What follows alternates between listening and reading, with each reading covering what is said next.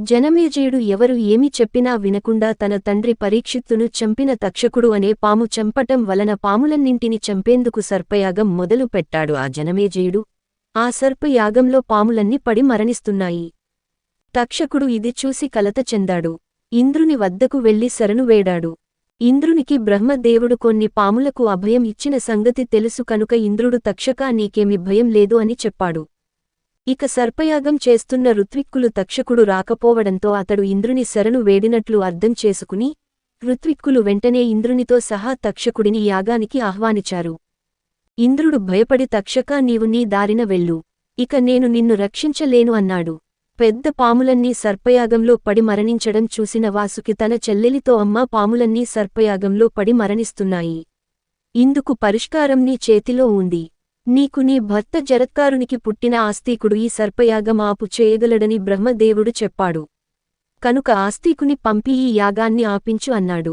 అది విన్న జరత్కారువు ఆస్తికుని పిలిచి కుమారాన్ని మేనమామ మాట విన్నావు కదా, నీవు వెళ్లి సర్పయాగాన్ని నిలుపు అని కోరింది. ఆస్తికుడు జనమేజయుని వద్దకు వెళ్లాడు. ఆస్తికుడు బయలుదేరి వెళ్లి జనమేజయునితో జనమేజయ నీ పూర్వీకులైన రఘువు, మాంధాత, దశరథుడు, రాముడు, ధర్మరాజు మొదలైన మహారాజులలో ఉన్న గుణాలన్నీ నీలో ఉన్నాయి. నీవు యజ్ఞయాగాదులు చేసి పునీతుడివి అయ్యావు. నీవు చేస్తున్న యాగం గొప్పది. సర్వశాస్త్ర సంపన్నులచే ఈ యాగం నిర్వహించబడుతుంది. వ్యాసుడు మొదలైన వారి రాకతో ఈ యాగం వైభవాన్ని సంతరించుకున్నది. నీకు శుభం కలుగుతుంది అన్నాడు. ఆ స్తుతికి సంతోషపడి జనమేజయుడు ఆస్తికునితో మహాత్మా ఏమి వరం కావాలో కోరుకో అన్నాడు. ఆస్తికుడు జనమేజయ ఈ సర్పయాగం ఆపించినా బంధువులను రక్షించు అన్నాడు. గొప్ప తపస్వి అయిన ఆస్తికుడు కోరాడు కనుక జనమేజయుడు సర్పయాగాన్ని ఆపించాడు. తక్షకుడు వెను తిరిగి నాగలోకం చేరాడు. ఆస్తికుడు యాగాన్ని ఆపి సర్పాలను రక్షించినందుకు యాగశాలలోని వారంతా సంతోషించారు. అర్ధాంతరంగా ఆగిపోయిన సర్పయాగం తరువాత జనమేజయుడు ఋత్విక్కులకు దక్షిణాది సత్కారాలను చేశాడు. వ్యాస భగవానుని చూసి మీవంటి పూజ్యులచే పంచి ఇవ్వబడిన రాజ్యాన్ని పాలించకుండా కురు పాండవులు యుద్ధం ఎందుకు చేశారు అని అడిగాడు. వ్యాసుడు వైశంపాయుని చూసి జనమేజయునకు భారత కథను వివరించమని ఆదేశించాడు. జనమేజయుడు వైశంపాయునకు పూజలు చేసి బంధుమిత్ర పురోహిత సహితంగా భారతగాథను వినడానికి అతని ముందు కూర్చున్నాడు. చేది అనే రాజ్యాన్ని వసువు అనే అతను పాలిస్తున్నాడు. ఆ వసువు ఒకనాడు వేటకు వెళ్లి అక్కడ తపస్సు చేసుకుంటున్న మునులను చూసి ముచ్చటపడి తాను కూడా తపస్సు చేయడం మొదలుపెట్టాడు. అది చూసిన ఇంద్రుడు వసువుతో రాజా, రాజ్యపాలన చేయవలసిన నీకు ఈ తపస్సేమిటి, నాతో స్నేహం చేస్తే నేను నీకు దైవత్వాన్ని ఇస్తాను, అలాగే నువ్వు ఇంద్రలోకానికి వస్తూ పోతూ ఉండొచ్చు అని చెప్పి ఇంద్రుడు వసువుకు ఏ ఆయుధానికి లొంగని పూలమాలను, దుష్ట శిక్షణ శిష్టరక్షణ సామర్థ్యం కలిగిన వేణు ఇష్టి అంటే విమానము ను ఇచ్చి వెళ్లాడు. వసువు ఆ విమానం ఎక్కి ఇంద్రలోకానికి రాకపోకలు సాగించడంతో అతనికి ఉపరిచర వసువు అనే నామాంతరం కలిగింది. ఆ తరువాత అతడు ప్రతి సంవత్సరం రాజ్యంలో ఇంద్రోత్సవాలు జరిపించసాగాడు.